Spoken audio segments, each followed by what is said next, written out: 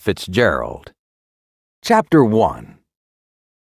As long ago as 1860, it was the proper thing to be born at home. At present, so I'm told, the high gods of medicine have decreed that the first cries of the young shall be uttered upon the anesthetic air of a hospital, preferably a fashionable one. So young Mr. and Mrs. Roger Button were 50 years ahead of style when they decided one day in the summer of 1860 that their first baby should be born in a hospital.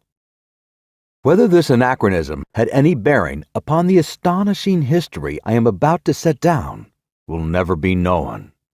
I shall tell you what occurred and let you judge for yourself. The Roger Buttons held an enviable position, both social and financial, in antebellum Baltimore. They were related to the this family and the that family, which, as every Southerner knew, entitled them to membership in that enormous peerage which largely populated the Confederacy. This was their first experience with the charming old custom of having babies. Mr. Button was naturally nervous. He hoped that it would be a boy so that he could be sent to Yale College in Connecticut, at which institution Mr. Button himself had been known for 4 years by the somewhat obvious nickname of Cuff. On the September morning consecrated to the enormous event, he arose nervously at 6 o'clock, dressed himself, adjusted an impeccable stock, and hurried forth through the streets of Baltimore to the hospital to determine whether the darkness of the night had borne in new life upon its bosom. When he was approximately 100 yards from the Maryland Private Hospital for Ladies and Gentlemen, he saw Dr. Keene, the family physician, descending the front steps, rubbing his hands together with a washing movement, as all doctors are required to do by the unwritten ethics of their profession.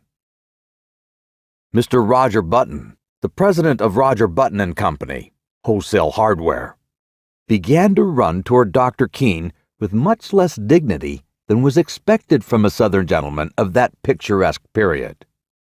"Dr. Keene," he called. "Oh, Dr. Keene!"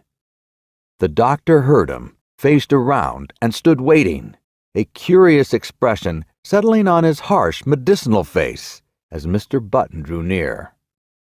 "What happened?" demanded Mr. Button, as he came up in a gasping rush. "What is it? How is she? A boy? Who is it? What?" "Talk sense," said Dr. Keene sharply. He appeared somewhat irritated. "Is a child born?" begged Mr. Button. Dr. Keene frowned.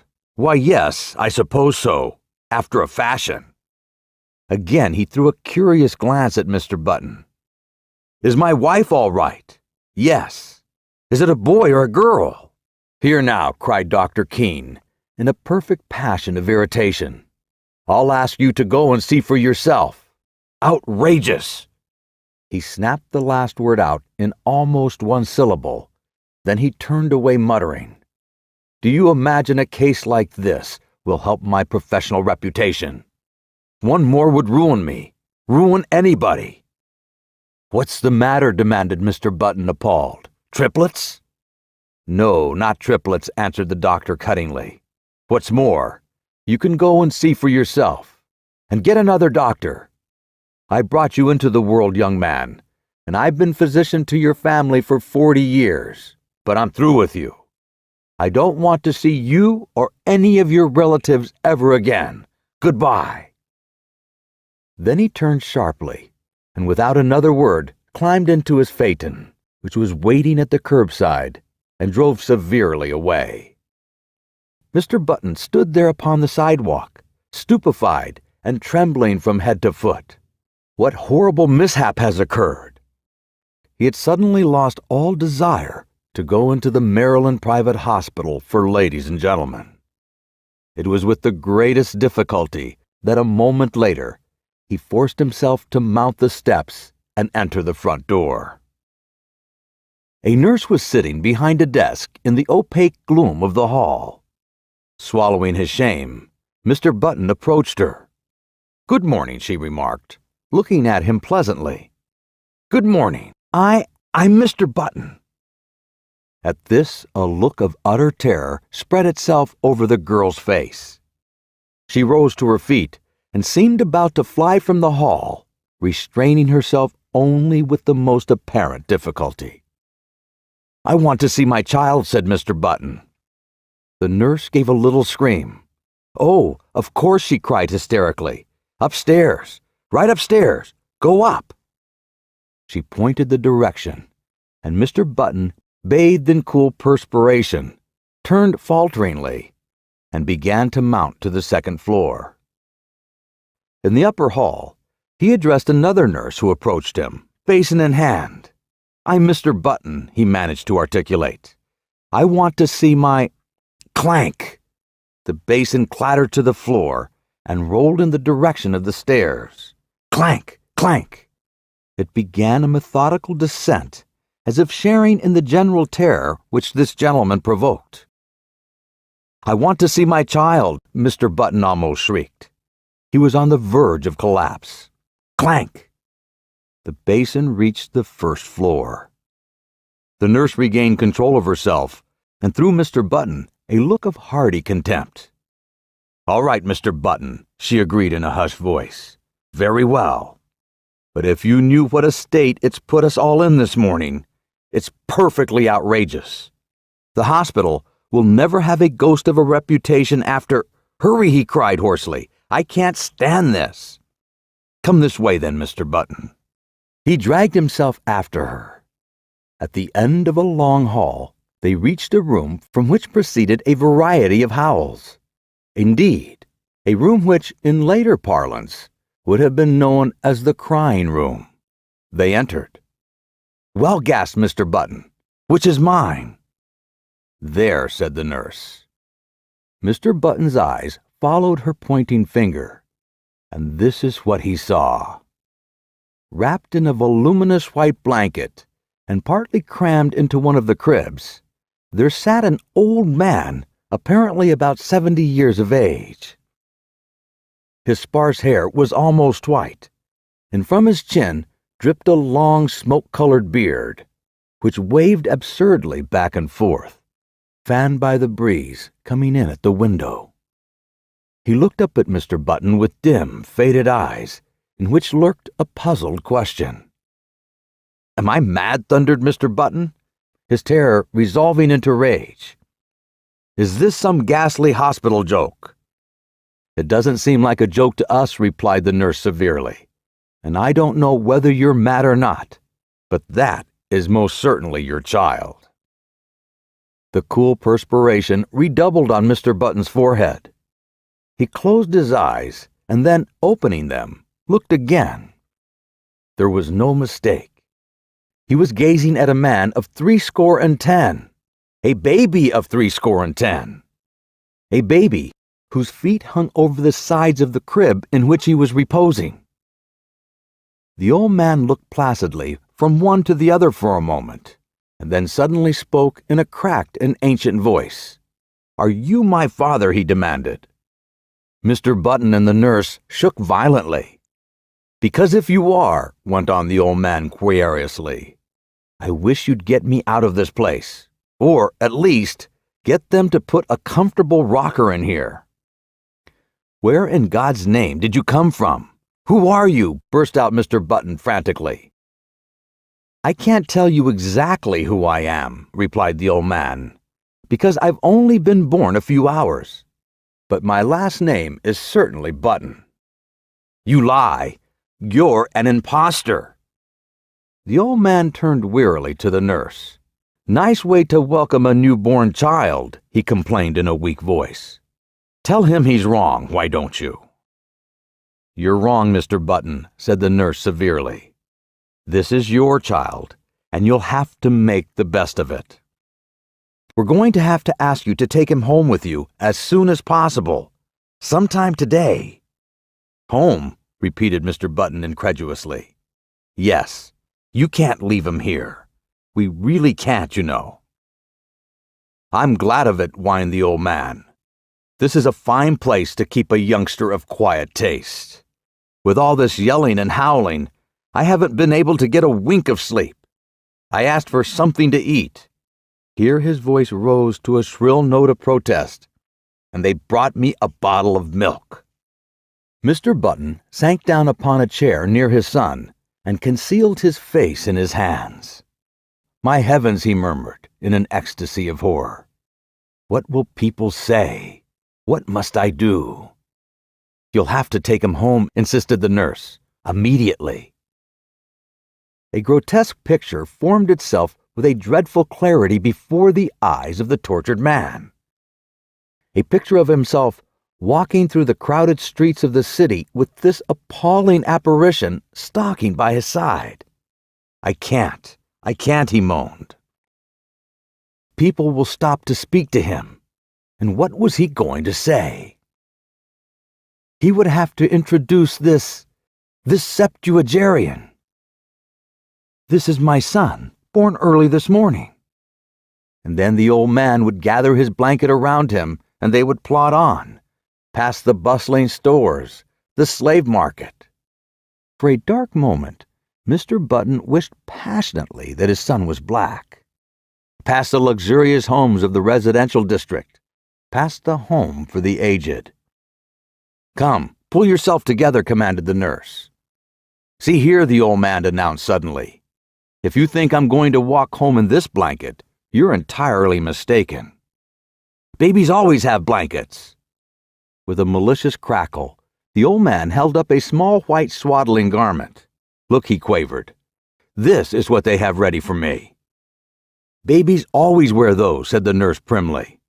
"Well," said the old man, "this baby's not going to wear anything in about 2 minutes. This blanket itches. They might at least have given me a sheet." Keep it on, said Mr. Button hurriedly. He turned to the nurse. "What'll I do?" "Go downtown and buy your son some clothes." Mr. Button's son's voice followed him down into the hall. "And a cane, father.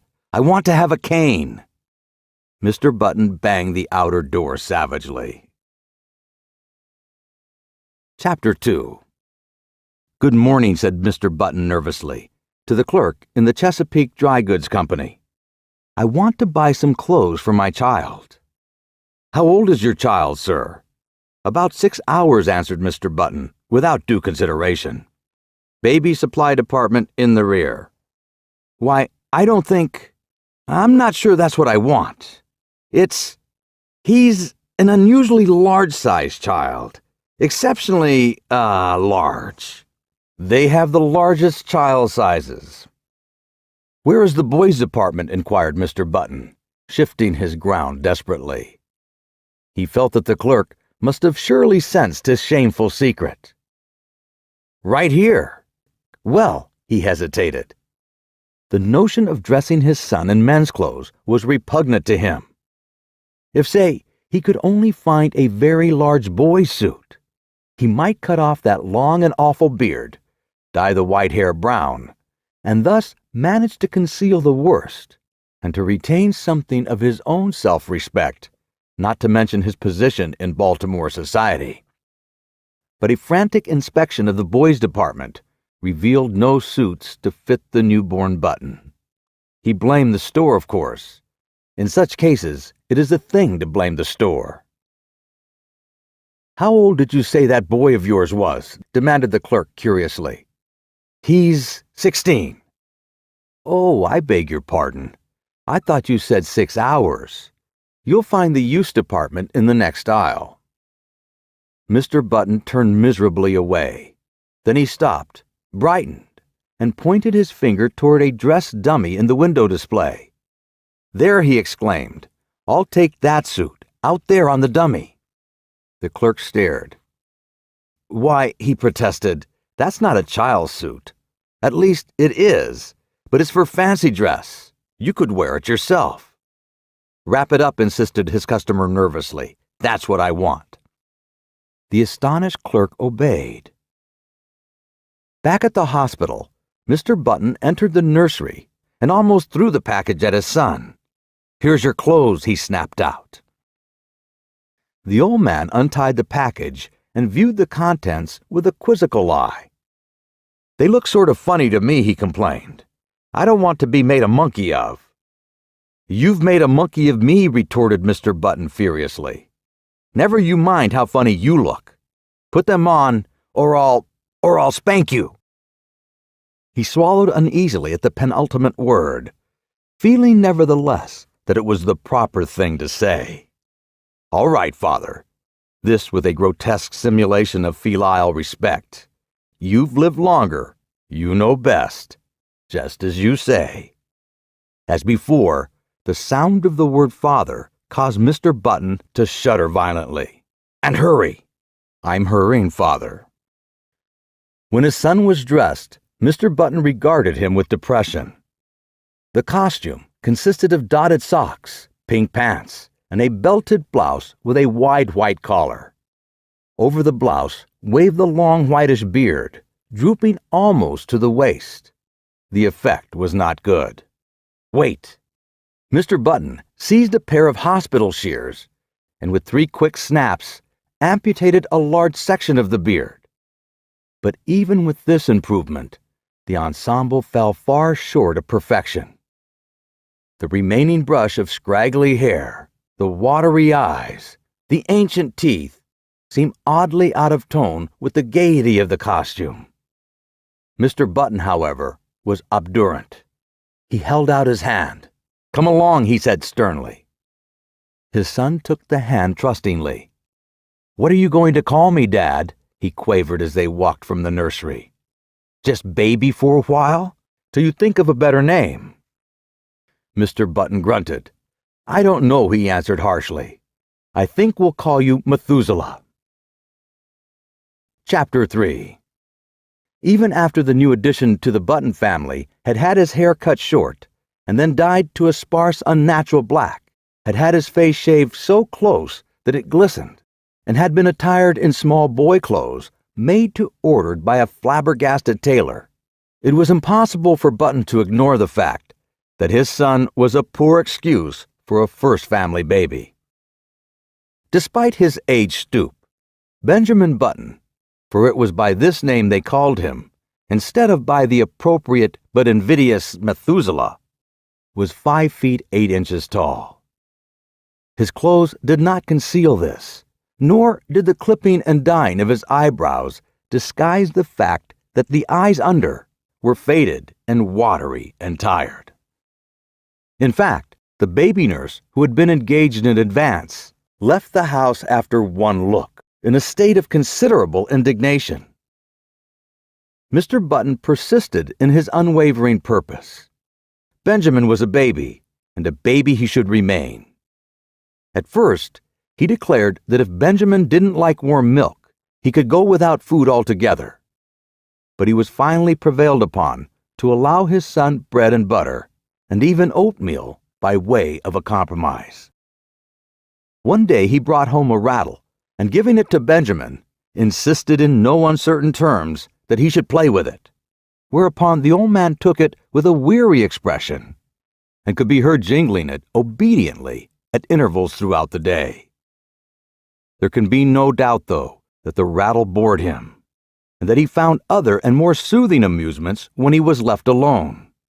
For instance, Mr. Button discovered one day that during the preceding week he had smoked more cigars than ever before, a phenomenon which was explained a few days later when, entering the nursery unexpectedly, he found the room full of faint blue haze, and Benjamin, with a guilty expression on his face, trying to conceal the butt of a dark Havana.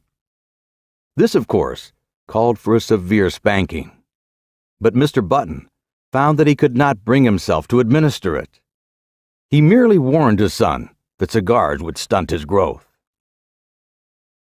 Nevertheless, he persisted in his attitude. He brought home lead soldiers. He brought toy trains. He brought large pleasant animals made of cotton. And to perfect the illusion which he was creating, for himself at least, he passionately demanded of the clerk in the toy store whether the paint would come off the pink duck if the baby put it in his mouth. But despite all his father's efforts, Benjamin refused to be interested. He would steal down the back stairs and return to the nursery with a volume of Encyclopedia Britannica, over which he would pore through an afternoon, while his cotton cows and his Noah's Ark were left neglected on the floor. Against such a stubbornness, Mr. Button's efforts were of little avail. The sensation created in Baltimore was at first prodigious. What the mishap would have cost the Buttons and their kinsfolk socially cannot be determined, for the outbreak of the Civil War drew the city's attention to other things. A few of the people who were unfailingly polite racked their brains for compliments to give to the parents, and finally hit upon the ingenious device of declaring that the baby resembled his grandfather, a fact which, due to the standard state of decay common to all men of 70, could not be denied. Mr. and Mrs. Roger Button were not pleased, and Benjamin's grandfather was furiously insulted. Benjamin, once he left the hospital, took life as he found it. Several small boys were brought to see him, and he spent a stiff-jointed afternoon trying to work up an interest in tops and marbles. He even managed, quite accidentally, to break a kitchen window with a stone from a slingshot, a feat which secretly delighted his father. Thereafter, Benjamin contrived to break something every day, but he did these things only because they were expected of him, and because he was by nature obliging. When his grandfather's initial antagonism wore off, Benjamin and his grandfather took enormous pleasure in one another's company.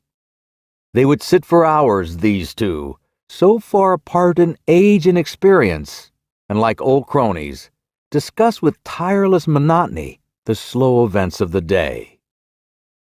Benjamin felt more at ease in his grandfather's presence than in his parents'. They seemed always somewhat in awe of him, and despite the dictatorial authority they exercised over him, frequently addressed him as Mr. He was as puzzled as anyone else at the apparently advanced age of his mind and body at birth. He read up on it in the medical journal, but found that no such case had been previously recorded. At his father's urging, he made an honest attempt to play with other boys, and frequently he joined in the milder games. Football shook him up too much, and he feared that in case of a fracture, his ancient bones would refuse to knit.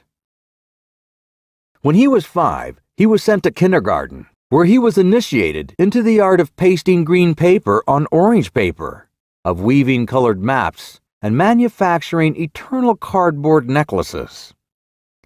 He was inclined to drowse off to sleep in the middle of these tasks, a habit which both irritated and frightened his young teacher.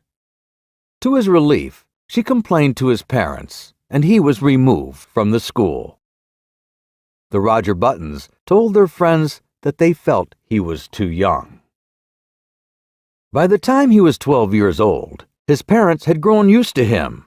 Indeed, so strong is the force of custom that they no longer felt that he was different from any other child, except when some curious anomaly reminded them of the fact. But one day, a few weeks after his 12th birthday, while looking in the mirror, Benjamin made, or thought he made, an astonishing discovery. Did his eyes deceive him, or had his hair turned in the dozen years of his life from white to iron gray under its concealing dye? Was a network of wrinkles on his face becoming less pronounced? Was his skin healthier and firmer, with even a touch of ruddy winter color? He could not tell.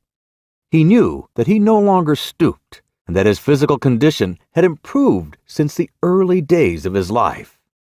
Can it be, he thought to himself, or rather, scarcely dared to think. He went to his father. "I am grown," he announced determinedly. "I want to put on long trousers." His father hesitated. "Well," he said finally, "I don't know. 14 is the age for putting on long trousers, and you are only 12. "But you have to admit," protested Benjamin, "that I'm big for my age." His father looked at him with illusory speculation. "Oh, I'm not so sure of that," he said. "I was as big as you when I was 12. This was not true. It was all part of Roger Button's silent agreement with himself to believe in his son's normality. Finally, a compromise was reached. Benjamin was to continue to dye his hair. He was to make a better attempt to play with boys of his own age. He was not to wear his spectacles or carry a cane in the street. In return for these concessions, he was allowed his first suit of long trousers. Chapter 4. Of the life of Benjamin Button between his 12th and 21st year, I intend to say little. Suffice to record that they were years of normal ungrowth. When Benjamin was 18, he was erect as a man of 50. He had more hair, and it was of a dark gray. His step was firm. His voice had lost its cracked quaver and descended into a healthy baritone. So his father sent him up to Connecticut to take examinations for entrance to Yale College. Benjamin passed his examination and became a member of the freshman class. On the third day following his matriculation, he received a notification from Mr. Hart, the college registrar, to call at his office and arrange his schedule. Benjamin, glancing in the mirror, decided that his hair needed a new application of its brown dye, but an anxious inspection of his bureau drawer disclosed that the dye bottle was not there. Then he remembered. He had emptied it the day before and thrown it away. He was in a dilemma. He was due at the registrar's in 5 minutes. There seemed to be no help for him. He must go as he was. He did. "Good morning," said the registrar politely. "We've come to inquire about your son." "Why, as a matter of fact, my name's Button," began Benjamin. But Mr. Hart cut him off. "I'm very glad to meet you, Mr. Button. I'm expecting your son here any minute." "That's me," burst out Benjamin. "I'm a freshman." "What?" "I'm a freshman." "Surely you're joking." "Not at all." The registrar frowned and glanced at a card before him. "Why, I have Mr. Benjamin Button's age down here as 18. "That's my age," asserted Benjamin, flushing slightly. The registrar eyed him wearily. "Now surely, Mr. Button, you don't expect me to believe that." Benjamin smiled wearily. "I am 18, he repeated. The registrar pointed sternly to the door. "Get out," he said. "Get out of college and get out of town. You're a dangerous lunatic." "I am 18. Mr. Hart opened the door. "The idea," he shouted. "A man of your age trying to enter here as a freshman. 18 years old, are you? Well, I'll give you 18 minutes to get out of town." Benjamin Button walked with dignity from the room, and a half-dozen undergraduates who were waiting in the hall followed him curiously with their eyes. When he had gone a little way, he turned around, faced the infuriated registrar, who was still standing in the doorway, and repeated in a firm voice, "I am 18 years old." To a chorus of snickers, which went up from the group of undergraduates, Benjamin walked away, but he was not fated to escape so easily. On his melancholy walk to the railroad station, he was found that he was being followed by a group, then a swarm, and finally a dense mass of undergraduates. The word had gone around that a lunatic had passed the entrance examinations for Yale and attempted to palm himself off as a youth of 18. A fever of excitement permeated the college. Men ran hatless out of classes. The football team abandoned its practice and joined the mob. Professors' wives with bonnets awry and bustles out of position ran shouting after the procession, from which proceeded a continual succession of remarks aimed at the tender sensibilities of Benjamin Button. "He must be the wandering Jew. He ought to go to prep school at his age. Look at the infant prodigy. He thought this was the old men's home. Go up to Harvard." Benjamin increased his pace, and soon he was running. He would show them. He would go to Harvard, and then they would regret these ill-considered taunts. Safely on board the train for Baltimore, he put his head from the window. "You'll regret this," he shouted. "Ha ha," the undergraduates laughed. "Ha ha ha." It was the biggest mistake that Yale College had ever made. Chapter 5. In 1880, Benjamin Button was 20 years old, and he signalized his birthday by going to work for his father in Roger Button and Company, wholesale hardware. It was in that same year that he began going out socially. That is, his father insisted on taking him to several fashionable dances. Roger Button was now 50, and he and his son were more and more companionable. In fact, since Benjamin had ceased to dye his hair, which was still grayish, they appeared about the same age and could have passed for brothers. One night in August, they got into the phaeton attired in their full-dress suits and drove out to a dance at the Shevlins' country house, situated just outside of Baltimore. It was a gorgeous evening. A full moon drenched the road to the lusterless color of platinum, and late-blooming harvest flowers breathed into the motionless air aromas that were like low, half-heard laughter. The open country, carpeted for miles around with bright wheat, was translucent as in the day.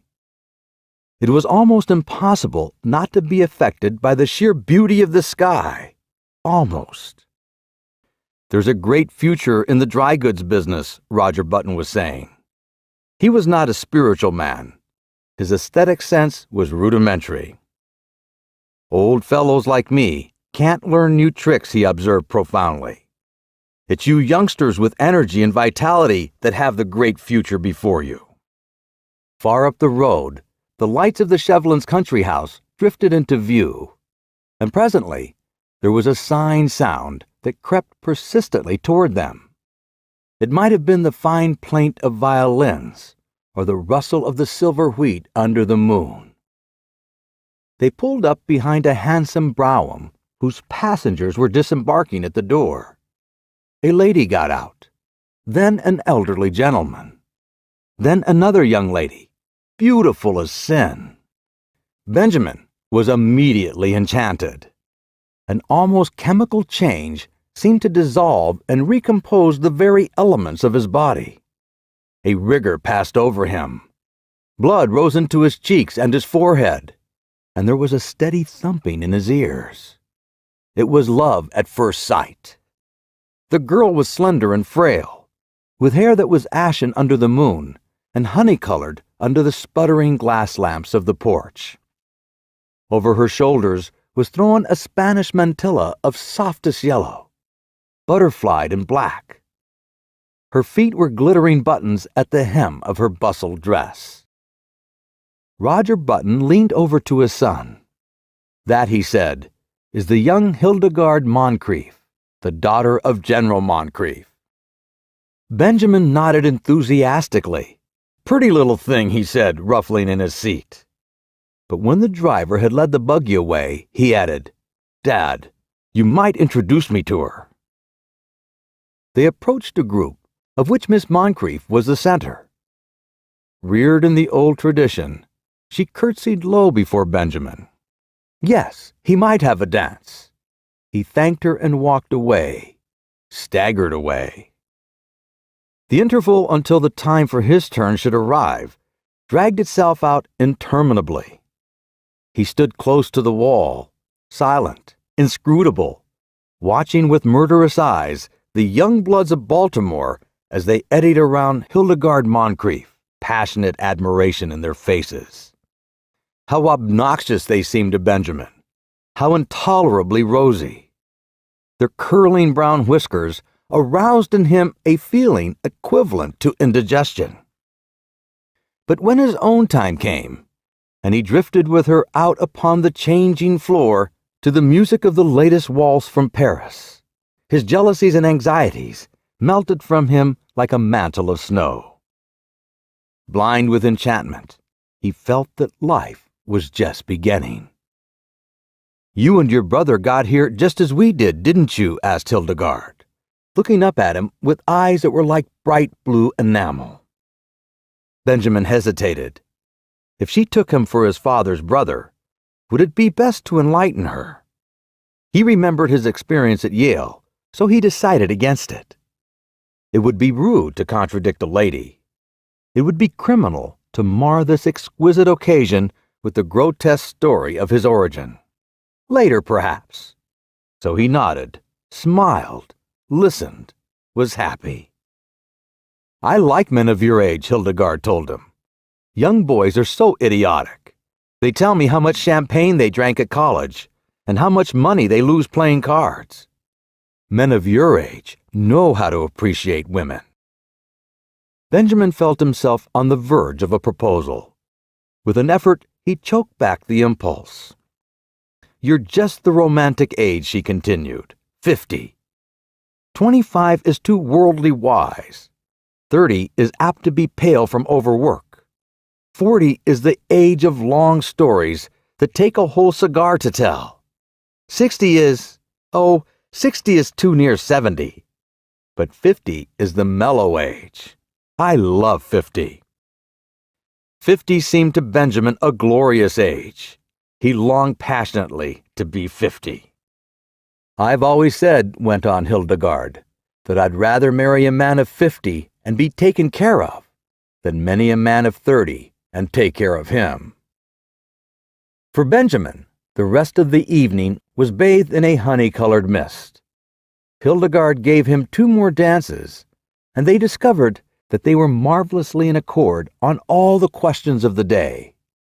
She was to go driving with him on the following Sunday, and then they would discuss all these questions further. Going home in the phaeton just before the crack of dawn, when the first bees were humming and the fading moon glimmered in the cool dew, Benjamin knew vaguely that his father was discussing wholesale hardware. "And what do you think should merit our biggest attention after hammers and nails?" the elder Button was saying. "Love," replied Benjamin absent-mindedly. "Lugs?" exclaimed Roger Button. "Why, I've just covered the question of lugs." Benjamin regarded him with dazed eyes, just as the eastern sky was suddenly cracked with light, and an oriole yawned piercingly in the quickening trees. Chapter 6. When 6 months later, the engagement of Miss Hildegard Moncrief to Mr. Benjamin Button was made known.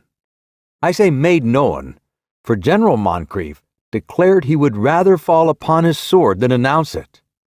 The excitement in Baltimore society reached a feverish pitch. The almost forgotten story of Benjamin's birth was remembered and sent out upon the winds of scandal in picaresque and incredible forms. It was said that Benjamin was really the father of Roger Button, that he was his brother who had been in prison for 40 years, that he was John Wilkes Booth in disguise, and finally, that he had 2 small conical horns sprouting from his head. The Sunday supplements of the New York papers played up the case with fascinating sketches which showed the head of Benjamin Button attached to a fish, to a snake, and finally, to a body of solid brass. He became known journalistically as the Mystery Man of Maryland, but the true story, as is usually the case, had a very small circulation. However, everyone agreed with General Moncrief that it was criminal for a lovely girl who could have married any beau in Baltimore to throw herself into the arms of a man who was assuredly 50. In vain, Mr. Button published his son's birth certificate in largest type in the Baltimore Blaze. No one believed it. You had only to look at Benjamin and see. On the part of the 2 people most concerned, there was no wavering. So many of the stories about her fiancé were false that Hildegard refused stubbornly to believe even the true one. In vain, General Moncrief pointed out to her the high mortality among men of 50, or at least among men who looked 50. In vain he told her of the instability of the wholesale hardware business. Hildegard had chosen to marry for mellowness, and marry she did. Chapter 7. In one particular at least, the friends of Hildegard Moncrief were mistaken. The wholesale hardware business prospered amazingly. In the 15 years between Benjamin Button's marriage in 1880 and his father's retirement in 1895, the family fortune was doubled, and this was due largely to the younger member of the firm. Needless to say, Baltimore eventually received the couple to its bosom. Even old General Moncrief became reconciled to his son-in-law when Benjamin gave him the money to bring out his History of the Civil War in 20 volumes, which had been refused by 9 prominent publishers. In Benjamin himself, 15 years had wrought many changes. It seemed to him that the blood flowed with new vigor through his veins. It began to be a pleasure to rise in the morning, to walk with an active step along the busy sunny street, to work untiringly with his shipments of hammers and his cargo of nails. It was in 1890 that he executed his famous business coup. He brought up the suggestion that all nails used in nailing up the boxes in which nails are shipped are the property of the shippee. A proposal which became a statute, was approved by Chief Justice Fossil, and saved Roger Button and Company, Wholesale Hardware, more than 600 nails every year. In addition, Benjamin discovered that he was becoming more and more attracted by the lighter side of life. It was typical of his growing enthusiasm for pleasure that he was the first man in the city of Baltimore to own and run an automobile. Meeting him on the street, his contemporaries would stare enviously at the picture he made of health and vitality. "He seems to grow younger every year," they would remark. And if old Roger Button, now 65 years old, had failed at first to give proper welcome to his son, he atoned at last by bestowing on him what amounted to adulation. And here we come to an unpleasant subject, which it will be well to pass over as quickly as possible. There was only one thing that worried Benjamin Button. His wife had ceased to attract him. At that time, Hildegard was a woman of 35, with a son, Roscoe, 14 years old. In the early days of their marriage, Benjamin had worshipped her, but as the years passed, became an unexciting brown. The blue enamel of her eyes assumed the aspect of cheap crockery. Moreover, and most of all, she had become too settled in her ways, too placid, too content, too anemic in her excitements, and too sober in her tastes. As a bride, it had been she who had dragged Benjamin to dances and dinners. Now, conditions were reversed. She went out socially with them, but without enthusiasm, devoured by that eternal inertia which comes to live with each of us one day and stays with us to the end. Benjamin's discontent waxed stronger. At the outbreak of the Spanish-American War in 1898, his home had, for him, so little charm that he decided to join the army. With his business influence, he obtained a commission as captain and proved so capable to the work that he was made a major and finally a lieutenant colonel, just in time to participate in the celebrated charge up San Juan Hill.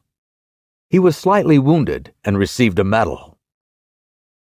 Benjamin had become so attached to the activity and excitement of army life that he regretted to give it up.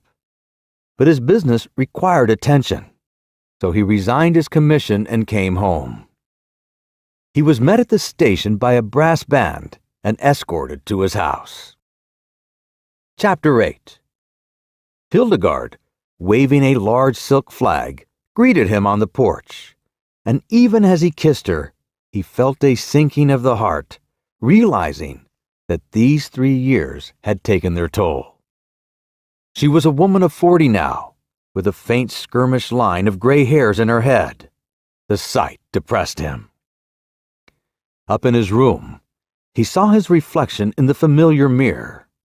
He went closer and examined his own face with anxiety, comparing it after a moment with a photograph of himself in uniform taken just before the war. Good Lord, he said aloud. The process was continuing. There was no doubt of it. He looked now like a man of 30. Instead of being delighted, he was uneasy. He was growing younger. He had hitherto hoped that once he reached a bodily age equivalent to his age in years, the grotesque phenomenon which had marked his birth would cease to function. He shuddered. His destiny seemed awful, incredible. When he came downstairs, Hildegard was waiting for him. She appeared annoyed, and he wondered if she had at last discovered that there was something amiss. It was with an effort to relieve the tension between them that he broached the matter at dinner in what he considered a delicate way. Well, he remarked lightly, everyone says I look younger than ever. Hildegard regarded him with scorn. She sniffed. Do you think it's anything to boast about? I am not boasting, he asserted uncomfortably. She sniffed again. The idea, she said, and after a moment, I think you should have enough pride to stop it. How can I, he demanded. I'm not going to argue with you, she retorted. But there's a right way of doing things and a wrong way. If you've made up your mind to be different from everybody else, I don't suppose I can stop you. But I really don't think it's very considerate. But Hildegard, I can't help it. You can too. You're simply stubborn. You think you don't want to be like anyone else. You've always have been that way, and you always will be. But just think how it would be if everyone else looked at things as you do. What would the world be like? As this was an inane and unanswerable argument, Benjamin made no reply. And from that time on, a chasm began to widen between them. He wondered what possible fascination she had ever exercised over him. To add to the breach, he found, as the new century gathered headway, that his thirst for celebration grew stronger. Wherever there was a party of any kind in the city of Baltimore, he was there, dancing with the prettiest of the young married women, chatting with the most popular of the debutantes, and finding their company charming, while his wife, a dowager of evil omen, sat among the chaperones, now in haughty disapproval, following him with solemn, puzzled, and reproachful eyes. Look, people would remark, what a pity. A young fellow that age tied to a woman of 45. He must be 20 years younger than his wife. They had forgotten, as people inevitably forget, that back in 1880, their mamas and papas had also remarked about this same ill-matched pair. Benjamin's growing unhappiness at home was compensated for by his many new interests. He took up golf and made a great success of it. He went in for dancing. In 1906, he was an expert at the Boston, and in 1908, he was considered proficient at the Maxine. Well, in 1909, his castle walk was the envy of every young man in town. His social activities, of course, interfered to some extent with his business. But then he had worked hard at wholesale hardware for 25 years, that he could soon hand it on to his son Roscoe, who had recently graduated from Harvard. He and his son were, in fact, often mistaken for each other. This pleased Benjamin. He soon forgot the insidious fear which had come over him on his return from the Spanish-American War, and grew to take a naive pleasure in his appearance. There was only one fly in the delicious ointment. He hated to appear in public with his wife. Hildegard was almost 50, and the sight of her made him feel absurd. Chapter 9. One September day in 1910, A few years after Roger Button and Company, Wholesale Hardware, had been handed over to young Roscoe Button, a man apparently about 20 years old, Benjamin Button entered himself as a freshman at Harvard University in Cambridge. He did not make the mistake of announcing that he would never see 50 again, nor did he mention the fact that his son had graduated from the same institution 10 years before. He was admitted and almost immediately attained a prominent position in the class, partly because he seemed a little older than the other freshmen, whose average age was about 18. But his success was largely due to the fact that in the football game with Yale, he played so brilliantly and with so much dash and with such a cold, remorseless anger that he scored 7 touchdowns and 14 field goals for Harvard, causing 11 of the Yale men to be carried from the field unconscious. He was the most celebrated man in college. Strange to say, in his third or junior year, he was scarcely able to make the team. The coaches said that he had lost weight, and it seemed to the more observant among them that he was not quite as tall as before. He made no touchdowns. Indeed, he was retained on the team chiefly in hope that his enormous reputation would bring terror and disorganization to the Yale team. In his senior year, he did not make the team at all. He had grown so slight and frail that one day he was taken by some sophomores for a freshman, an incident which humiliated him terribly. He became known as something of a prodigy, a senior who was surely no more than 16, and he was often shocked at the worldliness of some of his classmates. His studies seemed harder to him. He felt that they were too advanced. He had heard his classmates speak of St. Midas, the famous preparatory school, at which so many of them had prepared for college, and he determined after his graduation to enter himself at St. Midas, where the sheltered life among boys his own size would be more congenial to him.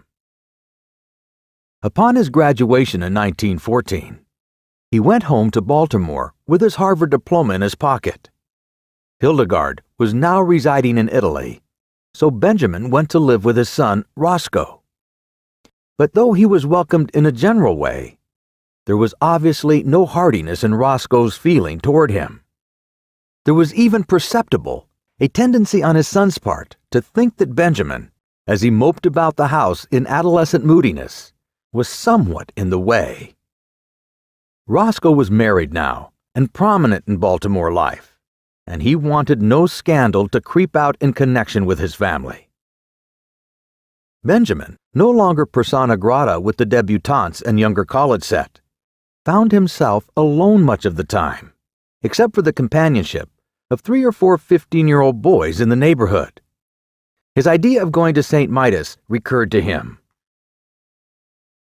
"Say," he said to Roscoe one day, "I've told you over and over that I want to go to prep school." "Well, go then," replied Roscoe shortly. The matter was distasteful to him, and he wished to avoid a discussion. "I can't go alone," said Benjamin helplessly. "You'll have to enter me and take me up there." "I haven't got time," declared Roscoe abruptly. His eyes narrowed, and he looked uneasily at his father. "As a matter of fact," he added, "you'd better not go on with this business much longer. You'd better pull up short. You'd better—" He paused, and his face crimsoned as he sought for words.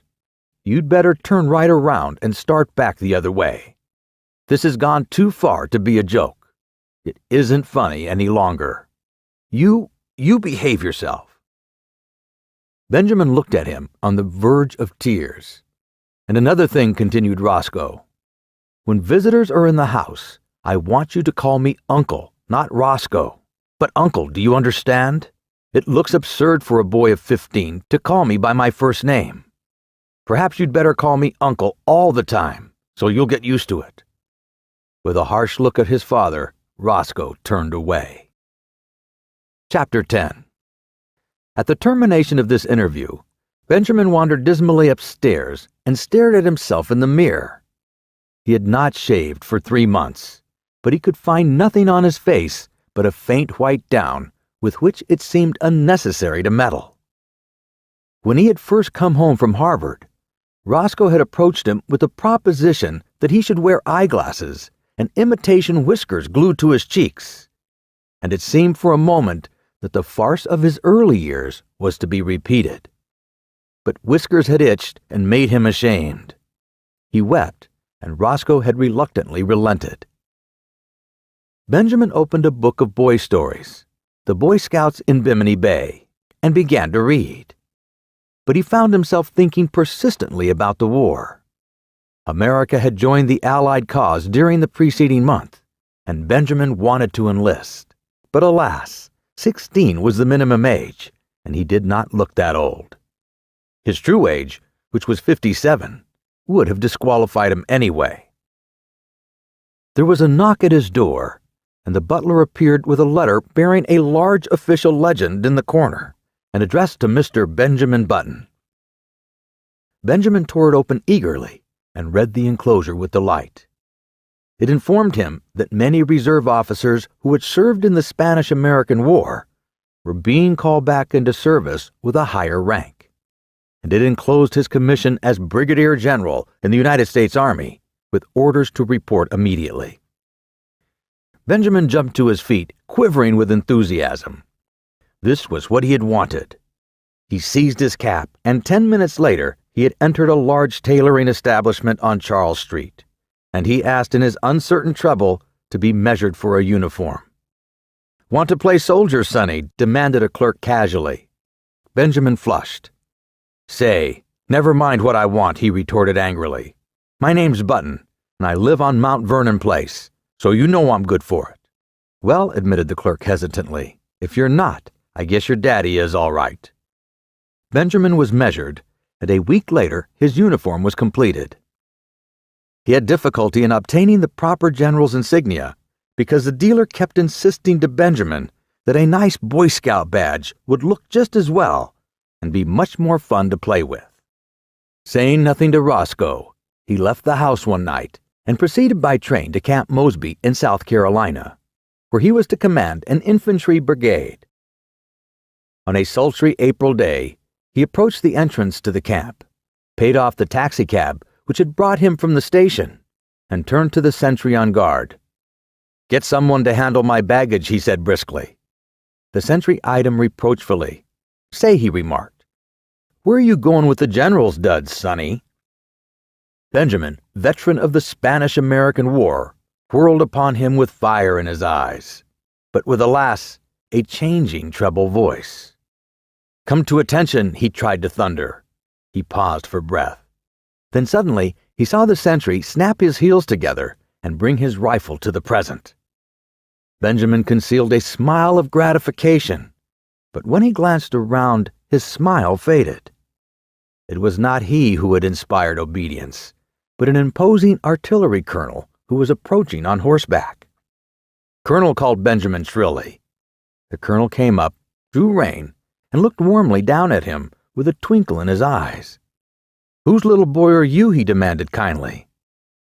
"I'll soon darn well show you whose little boy I am," retorted Benjamin in a ferocious voice. "Get down off that horse." The colonel roared with laughter. "You want him, huh, General?" "Here," cried Benjamin desperately. "Read this." He thrust his commission toward the colonel. The colonel read it, his eyes popping from their sockets. "Where did you get this?" he demanded, slipping the document into his own pocket. "I got it from the government, as you'll soon find out." "You come along with me," said the colonel with a peculiar look. "We'll go up to headquarters and talk this over. Come along." The colonel turned and began walking his horse in the direction of headquarters. There was nothing for Benjamin to do but follow with as much dignity as possible, meanwhile promising himself a stern revenge. But this revenge did not materialize. 2 days later, however, his son Roscoe materialized from Baltimore, hot and cross from a hasty trip, and escorted the weeping general, sans uniform, back to his home. Chapter 11. In 1920, Roscoe Button's first child was born. During the attendant festivities, however, no one thought it the thing to mention that the little grubby boy, apparently about 10 years of age, who played around the house with lead soldiers and a miniature circus, was the new baby's own grandfather. No one disliked the little boy, whose fresh, cheerful face was crossed with just a hint of sadness. But to Roscoe Button, his presence was a source of torment. In the idiom of his generation, Roscoe did not consider the matter efficient. It seemed to him that his father, in refusing to look 60, had not behaved like a red-blooded he-man. This was Roscoe's favorite expression, but in a curious and perverse manner. Indeed, to think about the matter for as much as a half hour drove him to the edge of insanity. Roscoe believed that live wires should keep young, but carrying it out on such a scale was inefficient. And there Roscoe rested. 5 years later, Roscoe's little boy had grown old enough to play childish games with little Benjamin under the supervision of the same nurse. Roscoe took them both to kindergarten on the same day, and Benjamin found that playing with little strips of colored paper, making mats and chains, and curious and beautiful designs was the most fascinating game in the world. Once he was bad and had to stand in the corner. Then he cried. But for the most part, these were happy hours in the cheerful room, with the sunlight coming in the windows and Miss Bailey's kind hand resting for a moment now and then in his tousled hair. Roscoe's son moved up to the first grade after a year, but Benjamin stayed on in kindergarten. He was very happy. Sometimes, when other tots talked about what they would do when they grew up, a shadow would cross his little face, as if in a dim, childish way, he realized that those were things in which he was never to share. The days flowed on in monotonous content. He went back a third year to kindergarten, but he was too little now to understand what the bright, shining strips of paper were for.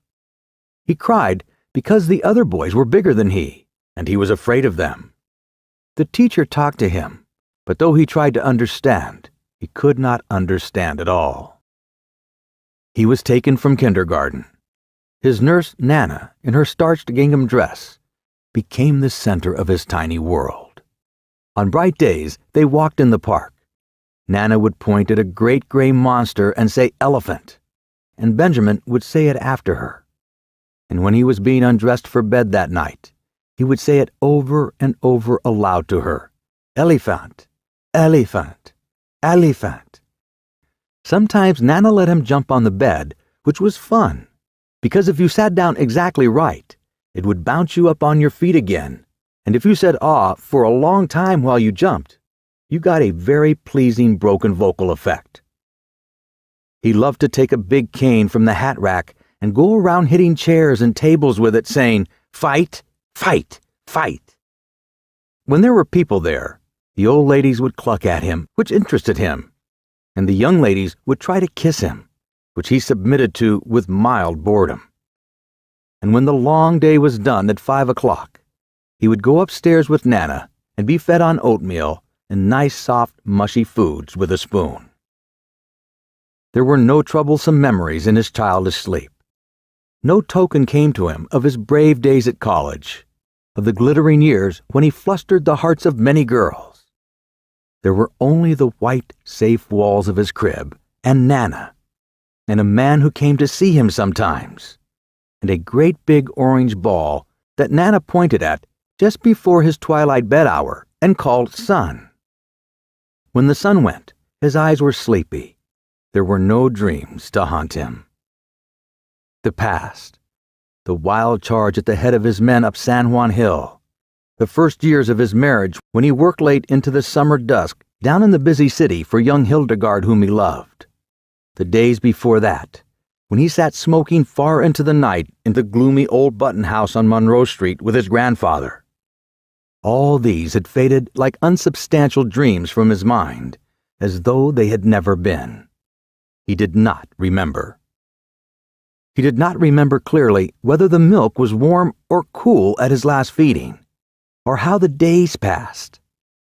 There was only his crib and Nana's familiar presence, and then he remembered nothing. When he was hungry, he cried. That was all. Through the noons and nights, he breathed, and over him there were soft mumblings and murmurings that he scarcely heard, and faintly differentiated smells, and light and darkness. Then it was all dark, and his white crib, and the dim faces that moved above him, and the warm, sweet aroma